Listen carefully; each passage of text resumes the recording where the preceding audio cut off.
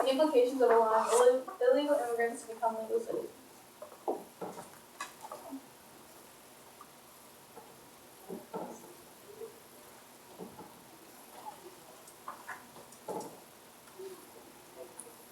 So that picture is a picture of kids that have been detained from their parents after they've crossed, and I'll go more into that when it comes to my slides.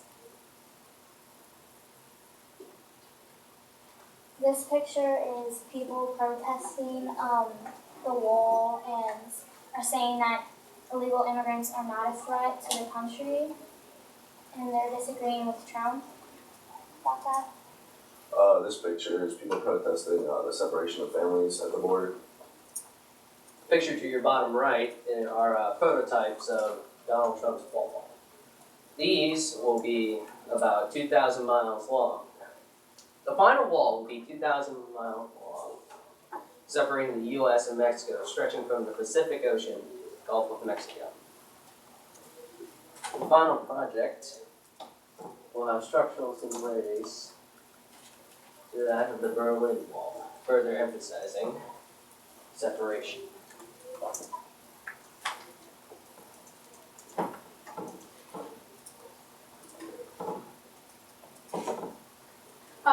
Our claim is that if undocumented immigrants haven't committed any serious crimes, they should be given a pathway to citizenship.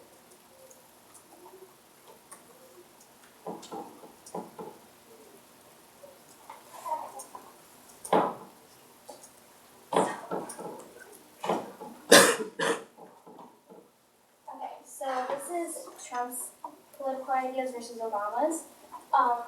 Trump sees illegal immigrants as drug traffickers and criminal cartel. In this tweet, he put, "The border is wide open for cartels and terrorists. Secure our border now, build a massive wall to deduct the cost from Mexican foreign land." So he really is about securing the border. He wants to build a wall and keep out illegal immigrants. While Obama really emphasized helping the illegal immigrants who are hardworking and those who wanted to study and better their lives in America. He established an act called DACA, which allowed 800,000 illegal immigrants to study and work legally in America while avoiding deportation. And those people who study and work hard are known as dreamers, which is why that picture says "right to dream." So the public, actually, a lot of them support illegal immigrants. In 2015, 72% said that illegal immigrants should have a way to stay legally. And a lot of the American citizens view illegal immigrants as hardworking individuals who pay more in taxes than they consume in services and who are being unfairly blamed for various social problems. So, since most people see illegal immigrants as hardworking and think that they should have a way to stay legally, shouldn't our government also reflect and respect that a lot of people want to support illegal immigrants? This picture shows how immigrants are hard workers in the country over here. So big businesses need help from the immigrants to run their companies and do work. And then over here, big corporations like ICE want to deport the immigrants, and so this kind of creates like a double standard between the businesses and the ICE, because for 1 minute they might need the immigrants, and the next minute they want to kick them out. An article from the Cato Institute fact-checking multiple articles and perspectives on immigrant states. In fact, without immigration, our labor force will begin to shrink within the next 2 decades. And then later on, it begins to say 22% of U.S. counties, 22% of U.S. counties lost population between 1990 and 2000, which means that they're not overpopulating the country at all. So this means that immigrants, this means that immigrants are causing overpopulation, even though big corporations go after them. for that purpose. This means immigrants are being unfairly chased down by big corporations, basically, for no reason. And so this slide, it basically shows how many immigrants, how many jobs are occupied by immigrants. So it might seem like this might be an economic slide, but with immigrants filling up these hardworking jobs that people might need one day, it'll ease the tensions between U.S. citizens and immigrants, because U.S. citizens will appreciate immigrants trying to become citizens the right way and going into work and trying to pay their bills and rent.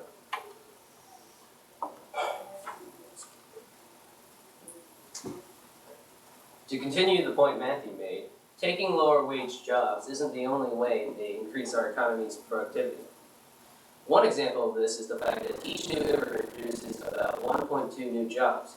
To put this into perspective, if 1,000 new immigrants move in, the economy would end up gaining about 1,200 new jobs.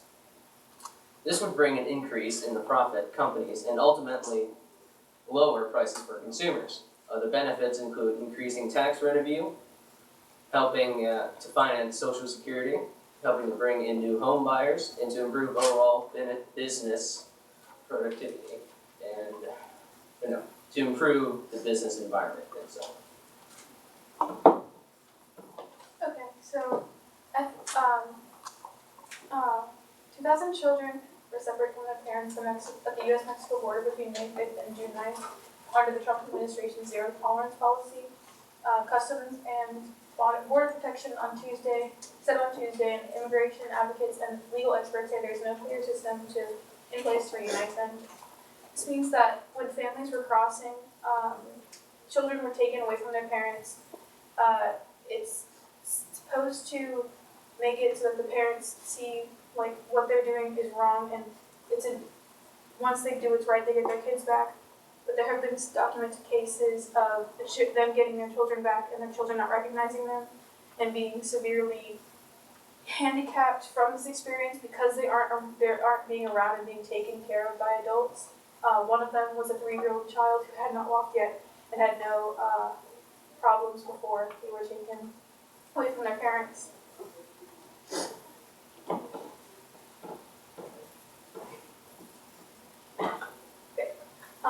Also, safety. When illegal families come into America, they go to I don't remember exactly what they're called, like safety cities. And Greensboro, that's a picture of it, is one of them, and they're trying to make it so that people feel safe enough to come to police if something bad happens to them, because they are afraid of getting in trouble for being illegal when something bad has happened to them. So say like someone's illegal and they get mugged, they're not going to go to the police to like get that person who mugged them in trouble and detained or arrested because they're scared that they will be deported. And then Merco's anti-immigrant bill is making safety cities like Greensboro increases the difficulty they have protecting those people, because it's all about cracking down on safety cities like that and making it so they cannot protect the illegal immigrants. So our solutions. We're proposing that we should appreciate that most illegal immigrants are hardworking and help the country rather than viewing them as criminals and drug traffickers, because a lot of these people do want to improve their lives. As I said before, 800,000 were helped through the DACA Act. That's a huge number of people.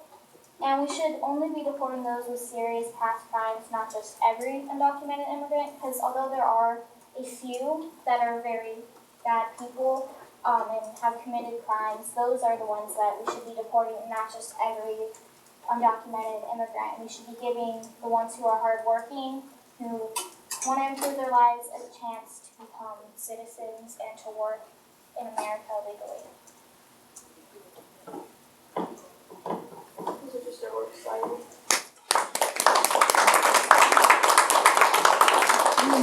Okay, a couple questions for you. I'm going to start with you, Andy. So what is a way in which your team's resolution makes you think differently about your own individual research? Well, I mean, before I was going on about, you know,